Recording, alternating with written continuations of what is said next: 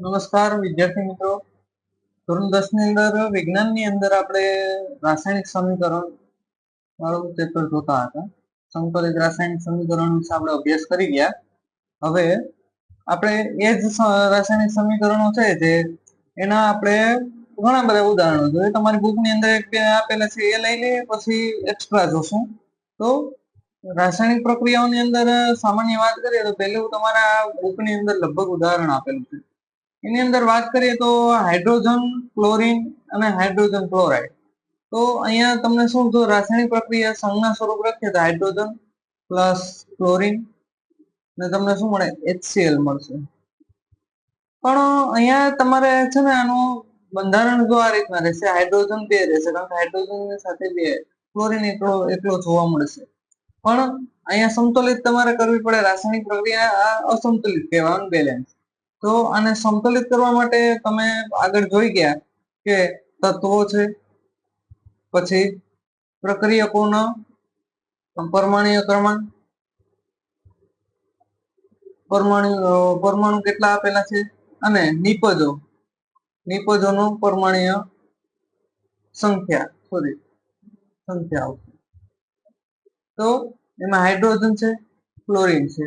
અહીંયા હાઇડ્રોજન 2 આપેલા છે પ્રક્રિયકોમાં, ને નિપજમાં 1 આપેલો છે ક્લોરીન.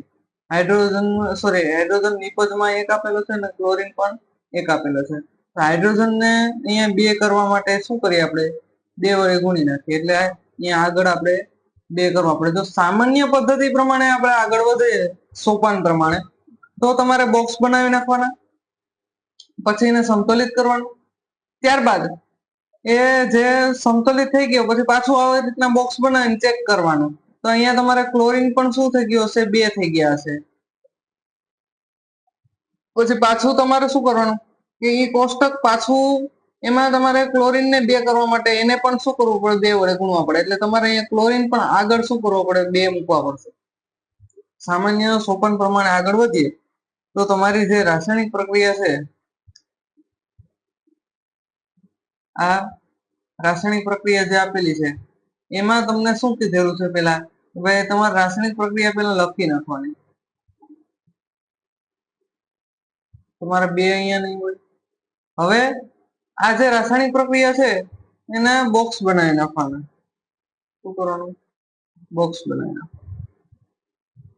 હવે કોષ્ટક બનાવવાનું. તત્વ, પછી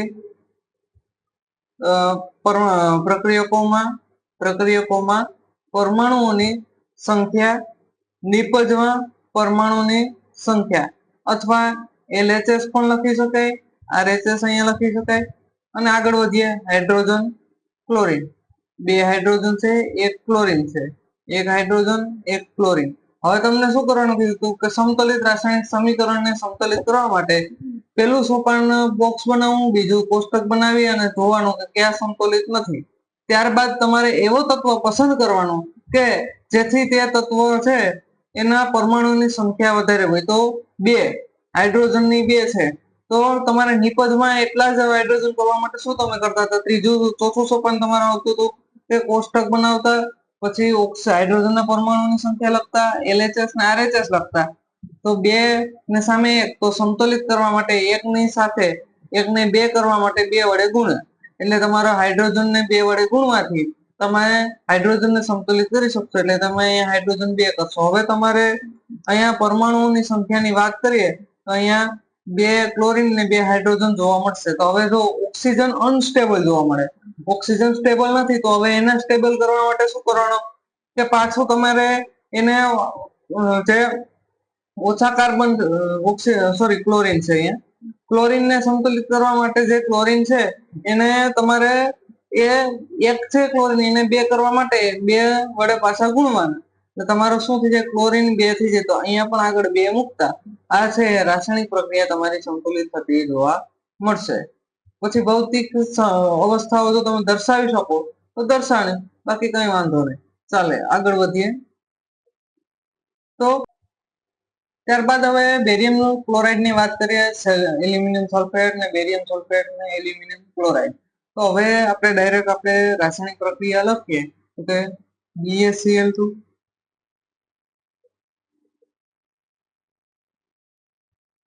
plus aluminium sulphate SO4 is BaSO4 plus AlCl3. તો હવે અહીંયા તમે જોઈ શકો કે આ પ્રક્રિયા તમારી અનસ્ટેબલ જોવા મળે એટલે તમારે એને સંતુલિત કરવી પડે. તો સંતુલિત કરવા માટે સૌ પ્રથમ જે સોપાન છે એ સોપાનનો આપણે ઉપયોગ કરીએ. એટલે સોપાનનો અહીંયા ઉપયોગ કરતા જાય તો પેલું સોપાન તમારે બોક્સ બનાવવાનું આવે, પછી બીજું સોપાન આવશે એની અંદર તમારે કોષ્ટક બનાવવાનું. કોષ્ટકમાં શું તમારે લખવાનું છે તો કે તત્વ પછી પ્રક્રિયકોની સંખ્યાની જગ્યાએ LHS ને RHS કરી નાખો. ઓકે, હવે તત્વમાં કોણ આવશે? Ba આવશે, ક્લોરીન આવશે, એલ્યુમિનિયમ આવશે, સલ્ફર આવશે, ઓક્સિજન આવશે. ચલો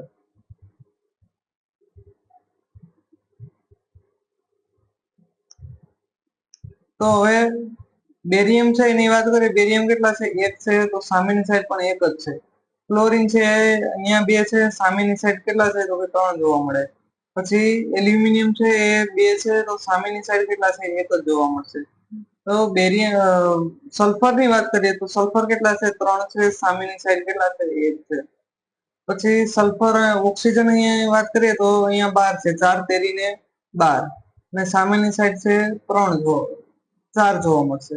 ઓકે, હવે પેલું સોપાન બોક્સ બનાવવું, બીજું સોપાન કોષ્ટક બનાવવું, ત્રીજું સોપાન તમારે એવા તત્વની પસંદગી કરવાની કે જે તત્વના પરમાણુની સંખ્યા વધારે હોય.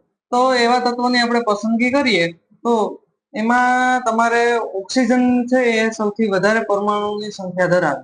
તો એ ઓક્સિજનની વાત કરીએ આપણે તો અહીંયા કોષ્ટક તો હતું. ઓકે, તો કઈ વાંધો નહીં, આપણે બનાવી નાખ્યું. રેડ પેન લઈ લઈએ.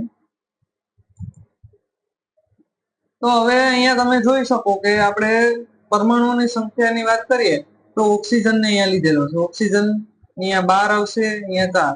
તો આને 4 ને એટલી એવી સંખ્યા સાથે ગુણો કે જેથી 12 મળી જાય. તો અહીંયા 3 વડે ગુણતા 12 મળી જશે. એટલે તમારો ઓક્સિજન છે એ સંતુલિત જોવા મળશે. તો અહીંયા ઓક્સિજનને સંતુલિત કરવા માટે કેટલા વડે તો કે 3 વડે. કઈ બાજુ તો કે નિપજની સાઈડ. અહીંયા 3 વડે ગુણતા, અહીંયા 3 વડે ગુણતા. તો તમે જોઈ શકો કે અહીંયા જે બેરિયમ છે એ બેરિયમ સ્ટેબલ જોવા મળશે, અનસ્ટેબલ થયો એવું જોવા મળે. બેરિયમ છે ને અહીંયા તમે સુધારો કરીએ ને અહીંયા 3 જોવા મળે. આ છે બેરિયમ તમારું અનસ્ટેબલ થયો એટલે હવે તમારે જોવાનું પેલાની જેમ કે કોષ્ટક તમે જે સુધારો કર્યો પછી કોષ્ટક પાછું બનાવવાનું. હવે એ સુધારા પછી એમાં જોવાનું છે કે કયા તત્વોના પરમાણુની સંખ્યા વધારે છે. તો અહીંયા તમે જોઈ શકશો કે ઓક્સિજન તમારું સ્ટેબલ થઈ ગયો, પછી સલ્ફર છે, ક્લોરીન છે ને બેરિયમ છે, ત્રણેય અનસ્ટેબલ છે. તો પહેલા આપણે બેરિયમની પસંદગી કરીએ. અહીંયા બેરિયમ કેટલા છે તો કે અહીંયા 1 છે, અહીંયા 3 છે. તો અહીંયા 3 વડે ગુણતા 3 3 થઈ જાય સામ એટલે અહીંયા 3 વડે તમારે ગુણવાનું રહે. અને અહીંયા છે તમારે 3 બેરિયમ થઈ ગયા, પણ ક્લોરીનની સંખ્યામાં પણ ફેરફાર થશે એની પ્રક્રિયકો સાથે. એટલે 3 દુને 6, અહીંયા 6 ક્લોરીન. તો ક્લોરીનની સંખ્યામાં સુધારો થયો. અહીંયા પણ તમારે સુધારો કરવો પડે. તો આવું છે ને આ સંખ્યા જે આપણે એ હું તમને એમ કહું કે આ પ્રક્રિયા તમે જોતા હોય તો હવે તો અહીંયા તમે ડાયરેક્ટ કરી શકો કે 6 ક્લોરીન છે તો સામે 6 કરવા માટે અહીંયા 3 વડે 2 વડે ગુણવા પડે.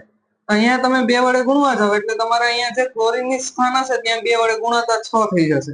પણ તમારે પાછું કોષ્ટક બનાવીને જોવું પડે કે બીજો કયો અનસ્ટેબલ થયો તો કે ક્લોરીનની સંખ્યા તો 6 થઈ ગઈ, એલ્યુમિનિયમ 3 થઈ ગયા. એલ્યુમિનિયમ છે એલ્યુમિનિયમ અહીંયા 2 થઈ ગયા એટલે 1 હતો એની જગ્યાએ 2 તો એ તો સ્ટેબલ થઈ ગયા, સમાન થઈ ગયા.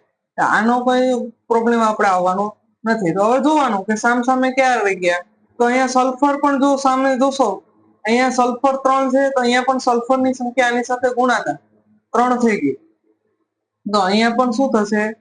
3 જ સલ્ફર છે. એટલે તમારું જો અહીંયા આ પણ સ્ટેબલ છે, આ બંને સ્ટેબલ છે, આ એ સ્ટેબલ છે અને આ સ્ટેબલ છે. એટલે આ બંને ત્રણેય છે એ સ્ટેબલ થઈ ગયા એટલે કે સંતુલિત થતા જોવા મળશે. તો આપણે આ રાસાયણિક પ્રક્રિયા છે એ સંતુલિત થઈ ગઈ.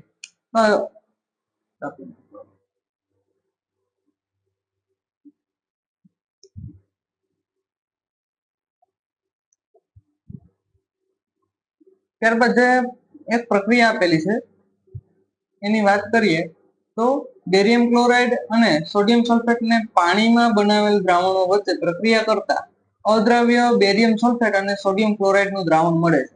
આની આપણે રાસાયણિક પ્રક્રિયા લખીએ તો BaCl2 plus Na2SO4 gives BaSO4. તો અહીંયા તમને આપેલું છે બેરિયમ ક્લોરાઇડ, સોડિયમ સલ્ફેટ, પછી બેરિયમ સલ્ફેટ મળે અને સોડિયમ ક્લોરાઇડ એટલે NaCl. આ રીતના તમારે જે દ્રાવણ આપેલું છે એ તમારું દ્રાવણ છે એની સંજ્ઞા અને રાસાયણિક સમતોલિત સમીકરણો આના કરવાના છે. તો એની વાત કરીએ આપણે તો આગળ વધીએ એમાં. આ રીતના તમારે રાસાયણિક પ્રક્રિયા આપી તો એને સંતુલિત પેલા કઈ રીતના કરવાનું, તો જો સ્ટેપ બાય સ્ટેપ જ જવાનું જે રીતના આપણે કરતા હતા એ રીતના. પણ અહીંયા તમારે શું કરવાનું છે, ડાયરેક્ટ જો કરવાનો પ્રયત્ન કરવો હોય ને તો તમારે જોવાનું પેલા એક તત્વને મગજમાં રાખીને પડવાનું કે BA છે તો BA કેટલા છે. જો BA છે એ સમાન છે, અહીંયા અથવા હું લખતો જાઉં BA બે બને એક એક છે. ચાલો પછી ક્લોરીન અહીંયા 2 છે, અહીંયા 1 છે. અહીંયા ક્લોરીનને જ આપણે સંતુલિત કરવાનો પ્રયત્ન કરીએ તો ભાઈ અહીંયા 2 અહીંયા 1, તો અહીંયા ક્લોરીનને આગળ 2 મૂકી દઈએ એટલે થઈ જાય. તો આ તો સંતુલિત થઈ ગયું. ચાલો અંદાજિત અહીંયા રાખી દીધું. ઓકે. પછી સોડિયમ છે, સોડિયમને જોઈએ સોડિયમ કેટલા છે તો ભાઈ જમણી બાજુ 1, ડાબી બાજુ 2 આપેલા છે, જમણી બાજુ 1 આપેલું છે. પણ હા અહીંયા તો મેં સોડિયમને 2 કરેલા જ છે ઓલરેડી, મેં સુધારો કર્યો તો એ ટ્રાય કરીએ તો અહીંયા છે તો 1 જ આપણી પાસે, એમ જ લખી નાખીએ. પણ અહીંયા આપણે જે સુધારો કર્યો એ સુધારા લખતા જઈએ. ચાલો અહીંયા 2 થઈ ગયા. હવે SO4 એમાં સલ્ફર, તો કે સલ્ફર પણ 1 જ છે. ચાલો ઓકે, તો સલ્ફર 1 છે. ઓક્સિજન અહીંયા નીચે લખી નાખું, ઓક્સિજન પણ શું છે 4 છે, સામે પણ 4 છે. આ તો પ્રક્રિયા સંતુલિત થઈ ગઈ. અહીંયા આ જ સુધારો હતો તો ઓકે થઈ ગયું. અહીંયા તમારો જે સુધારો હતો એ 2 છે એને Cl કરી નાખો એટલે તમારો જવાબ સાચો થઈ જાય. બસ બીજું કઈ હતું ને, એટલે સામાન્ય હતું. તો આ રીતના તમારે આ પ્રક્રિયાને સંતુલિત કરવાની છે. ચાલો એના પછી નેક્સ્ટ જોઈ લઈએ. સોડિયમ હાઇડ્રોક્સાઇડના દ્રાવણમાં હાઇડ્રોક્લોરિક એસિડના દ્રાવણ સાથે પ્રક્રિયા કરી સોડિયમ ક્લોરાઇડ અને પાણી ઉત્પન્ન થાય. સામાન્ય ઉદાહરણ છે કે NaOH પ્લસ HCl. તમને શું મળે NaCl પ્લસ H2O. તો અહીંયા તમે ઉત્પન્ન થાય આ રાસાયણિક પ્રક્રિયા તો થાય, પણ હવે એને તમારે સંતુલિત પણ કરવાનું છે. તો જોઈએ કોષ્ટક આપેલું છે અહીંયા આપણી પાસે તત્વો લઈ લઈએ એને ઓક્સિજન, હાઇડ્રોજન ને ક્લોરીન. તો અહીંયા જોઈએ તો સોડિયમ છે બંને સાઈડ 1 1 જોવા મળે, ઓક્સિજન છે એ પણ 1 1 છે, હાઇડ્રોજન જોઈએ તો 1 2, હાઇડ્રોજન પણ 2 છે. ઓકે, ને ક્લોરીન છે ક્લોરીન પણ 1 જોવા મળે. તો સામાન્ય છે, કોઈ જાતનો ફેરફાર કરવો પડે એમ નથી. રાસાયણિક પ્રક્રિયા શું છે સમતોલિત. ઓકે. ત્યારબાદ વધારાના એક્ઝામ્પલ આપેલા છે. વધારાના એક્ઝામ્પલ ની વાત કરીએ આપણે તો વધારાના એક્ઝામ્પલ તો અહીંયા તમારી સ્ક્રીન ઉપર જોવા મળે. તો એ પણ સંતુલિત કરવાના છે. એને સંતુલિત ડાયરેક્ટ કરવાનો પ્રયત્ન કરો તો તમે ડાયરેક્ટ થઈ શકે તો પ્રયત્ન કરાય, બાકી પછી આપણે સોપાન પ્રમાણે મેં 2 થી 3 પ્રક્રિયા દર્શાવી દીધી. હવે હું વધારે એમાં જતો નથી. તો અહીંયા કોષ્ટક તમારી સામે જ છે. મેં તમને સોપાન આપી દીધું. તો હું ડાયરેક્ટ એક ખાલી બોક્સ બનાવવાની પ્રક્રિયા તમારે યાદ રાખવાની છે. અહીંયા હું ટાઈપ કરેલ છે એટલે મારે સુધારો હું કરી એમાં કોઈ જાતનો વાંધો નહીં આવે. તો હું ડાયરેક્ટ મારી રીતના કરું. જો અહીંયા કાર્બન છે, ઓક્સિજન છે, હાઇડ્રોજન છે, બસ એટલા 3 તત્વો જોવા મળે. તો કાર્બનની સંખ્યા કેટલી છે તો કે ભાઈ પ્રક્રિયકોમાં 1 છે, નિપજમાં 6 છે. ઓક્સિજન અહીંયા 2 છે ને અહીંયા 1 છે, 3 છે. અહીંયા ઓક્સિજન 6 છે ને અહીંયા 2 છે, 6 ને 2 8. ત્યારબાદ હાઇડ્રોજનની સંખ્યાની વાત કરીએ તો અહીંયા કેટલી છે તો કે ભાઈ 2 છે, હાઇડ્રોજન 2 જોવા મળે. સામેની સાઈડ 12 જોવા મળે. તો ડાયરેક્ટ તમે પ્રયત્ન કરો તો હું જો અહીંયા પેન બદલાવીશ. હવે ડાયરેક્ટ હું પ્રયત્ન કરું, અહીંયા 6 સાથે ગુણી નાખો એટલે હાઇડ્રોજન આવી જાય. તો 6 કઈ બાજુ ગુણવાના છે? તો કે ભાઈ અહીંયા. તો અહીંયા 6 સાથે ગુણી નાખ્યા. અહીંયા હાઇડ્રોજન નો ફેરફાર થયો તો ઓક્સિજન નો ફેરફાર થયો. એટલે ઓક્સિજન પણ 6 ઉમેરાઈ ગયા. તો 6, 7, 8 ને 9. અહીંયા 9 જેટલા તમારા ઓક્સિજન થઈ ગયા. તો હવે તમારે અહીંયા સુધારો શું કરવાનો છે? હજી તમારે સૌથી વધારે હોય એવાની પસંદગી કરવા જાય તો અહીંયા ઓક્સિજન અહીંયા છે ને, અહીંયા 6 આપેલા છે, અહીંયા 2 આપેલા છે. આ એટલો ફેરફાર છે. તો 8 કઈ રીતના છે? 6 ને 2 8 છે. તો એમાંથી હું તમને એમ કહું કે આ 9 છે, 9 તમારે અહીંયા કરવાના છે. તો 6, 2, 8 તો છે, અહીંયા 1 તમારે ઉમેરવાનો છે. પણ હું તમને એમ કહું કે આને તમે મૂકી અને કાર્બન નો પ્રયત્ન કરો તો કાર્બન છે એ તમે સુધારો કરશો.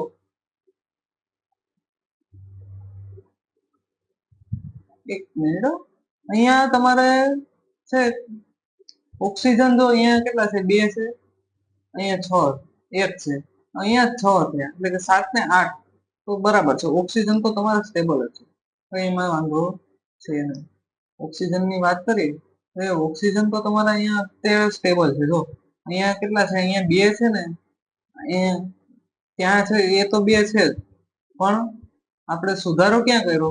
અહીંયા 1 સાથે, એટલે કે 6 ને 2 8 તો અહીંયા ઓક્સિજન તમારા છે. એટલે એમાં તો કોઈ જાતનો ફેરફાર કરવો પડશે નહીં. ચાલો, હવે હું તમને એમ કહું કે હવે તમારે કાર્બન ને સંતુલિત કરવાના છે. તો કાર્બન ને સંતુલિત કરવા માટે અહીંયા શું કરવાનું રહે?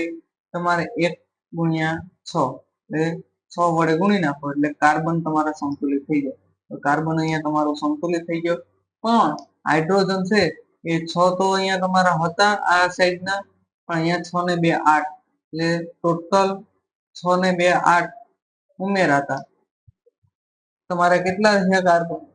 કાર્બનની સંખ્યામાં તમારે વધારો થતો જોવા મળશે. એટલે કે અહીંયા 8 ને 2 10, 10 ને 4 14, 14 જેટલા તમારે અહીંયા હાઇડ્રોજન ઓક્સિજન જોવા મળશે. હવે આને સંતુલિત કરવા માટે, હવે સંતુલિત જો તમે આને કોઈ પણ એકને સંતુલિત કરવાનું છે, અહીંયા 6 છે પ્લસ 2 છે બરાબર તમારે 8 જોવા મળે. પણ હવે તમારે 14 કરવાના છે. અહીંયા 6 છે એ બાદ કરી નાખો 14 માંથી 6 ને બાદ કરી નાખો તો તમારે 8 લેવાના છે. તો 8 હાઇડ્રોજન ને અહીંયા તમે 2 સાથે ગુણતા, 2 સાથે 4 ને ગુણતા તમને હાઇડ્રોજન 8 મળી જાય. તો તમારું સ્ટેબલ થઈ જાય. તો તમે અહીંયા હાઇડ્રોજન ને અહીંયા 4 વડે ગુણી નાખો. શું કરો? 4 વડે ગુણી નાખશો તો તમારું શું થઈ ગયું? હાઇડ્રોજન છે એ સ્ટેબલ થઈ ગયો. એટલે કે અહીંયા તમારો 8 થઈ ગયા, 4 દુ ને 8, 8 ને 6 14. એટલે તમારા અહીંયા રાસાયણિક પ્રક્રિયા છે એ સંતુલિત જોવા મળે. 6 CO2 plus 6 H2O plus C6H12 O6 વત્તા 4 H2. આ રીતના તમે સ્ટેબલ કરી શકો. ચાલો, કોઈ મિસ્ટેક થતી હોય તો તમારી રીતના સુધારો કરી નાખો. ઓકે, આ રીતના તમારે રાસાયણિક પ્રક્રિયાને ડાયરેક્ટ સંતુલિત કરવાની છે. હવે ડાયરેક્ટ કરવાનો પ્રયત્ન કરીએ. ડાયરેક્ટ સંતુલિત કરવા માટે તમારે કંઈ નહીં કરવાનું, ડાયરેક્ટ છે ને જોવાનું સિલિકોન કેટલા છે. સિલિકોન 1 છે. ચાલો, ઓકે. ક્લોરીન કેટલા છે? 4 છે. ક્લોરીન અહીંયા 1 છે. અહીંયા 4 વડે ગુણ. ચાલો, તો ક્લોરીન તો સ્ટેબલ થઈ ગયા, એની સાથે હાઇડ્રોજન અનસ્ટેબલ છે. તો આપણે હાઇડ્રોજનની સંખ્યા જોઈ લઈએ. અહીંયા હાઇડ્રોજન 2 છે, અહીંયા 4 ને 4 8 હાઇડ્રોજન થયા. તો 8 હાઇડ્રોજન ને અહીંયા કરવા માટે શું કરવું પડે? 4 વડે ગુણવા પડે. તો 4 વડે ગુણતા હવે કોણ ફેરફાર થયો? તો ઓક્સિજન નો. તો ઓક્સિજન ને તમે જો ફેરફાર કરવા જાઓ, ઓક્સિજન ને ફેરફાર કરો તો અહીંયા 4 ઓક્સિજન છે, સામેની સાઈડ પણ 4 ઓક્સિજન છે. તો તમારું પ્રક્રિયા સ્ટેબલ જોવા મળે. હવે તમારે ડાયરેક્ટ કોષ્ટકમાં લખવાનું સિલિકોન, ક્લોરીન, હાઇડ્રોજન ને ઓક્સિજન. તો સિલિકોન કેટલા છે? 1 છે, ક્લોરીન 4 છે, હાઇડ્રોજન 4 દુ ને 8 છે ને ઓક્સિજન 4 છે. ઓકે, સામેની સાઈડ જોઈએ તો હાઇડ્રોજન ની સંખ્યા 4 છે, સિલિકોન 1 છે, ઓક્સિજન 4 છે. સોરી, હાઇડ્રોજન અહીંયા તમારા તો હાઇડ્રોજન 4 ને 1 5 છે. ઓકે, 4 ને 4 8 છે. હાઇડ્રોજન કેટલા છે તમારા? 8 છે. હાઇડ્રોજન 8 છે. સિલિકોન 1 છે, પછી ક્લોરીન ની સંખ્યા જોઈએ તો 4 છે ને ઓક્સિજન 4 છે. એટલે તમારી પ્રક્રિયા અહીંયા સ્ટેબલ જોવા મળે. આ રીતના તમારી રાસાયણિક પ્રક્રિયા થાય.